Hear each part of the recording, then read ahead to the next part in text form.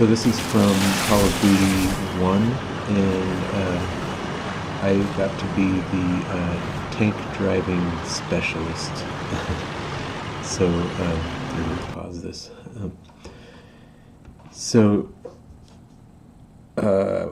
I was still doing a lot of artwork in my level design, so all this stuff was, all the geometry here was created by yours truly, and I made all the space nice and sprawling so that we could try to have some fun on these tanks. Some of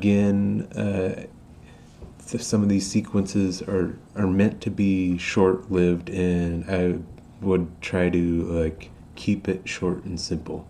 So in this mission, you just have your squad of tanks, and they do a little bit of tank chatter to make it feel like you're doing cool tank stuff. The guys come over the ridge, and let's see, these guys would roll down, and we'd talk about the enemies and engage the player in that way. There's not really much to these missions, but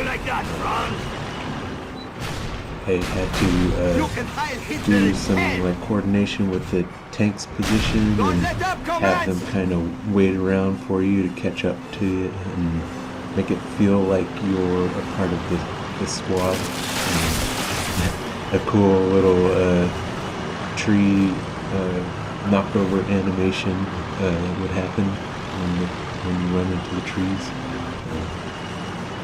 But yeah, there's really not much to this level. Is like a big S curve, and you kind of go around and you see these enemy tanks, and it's very short and sweet.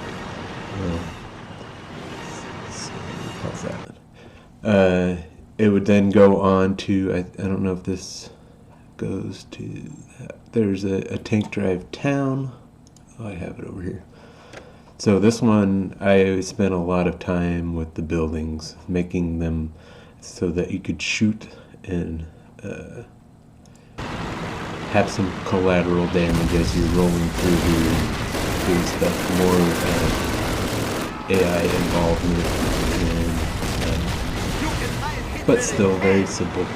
You're just kind of rolling through this town, shooting tanks, and doing the things.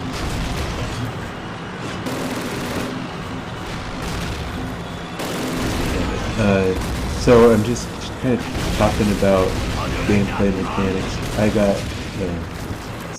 I got put onto tanks for Call of Duty 2 as well. So all the tank missions there were me.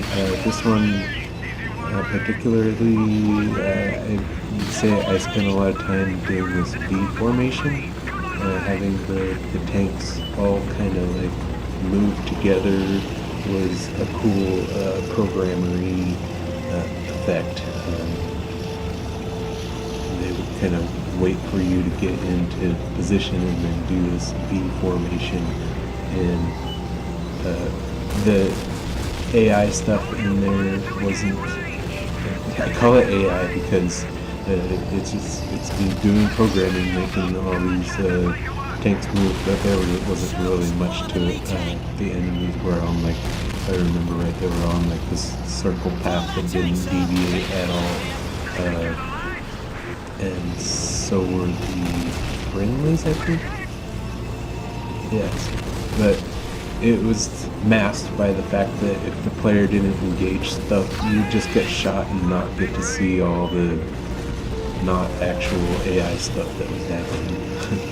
So again, trying to be short and sweet with the tank missions, we wouldn't get into too much on them. Tried to make this a little bit more action-packed, and I think the story we were telling on this one was that the German tanks were a lot better, so we had to kind of go fast and try to catch them off guard, and that's why we had this tank that's just moving. If you didn't move, you got shot. So that was it for tanks. I think after Call of Duty 1 with the tanks, and then the chase mission, I got pegged as the vehicle guy, and so all later games I would be specialist in AI vehicle animations and all that stuff. So that's tanks.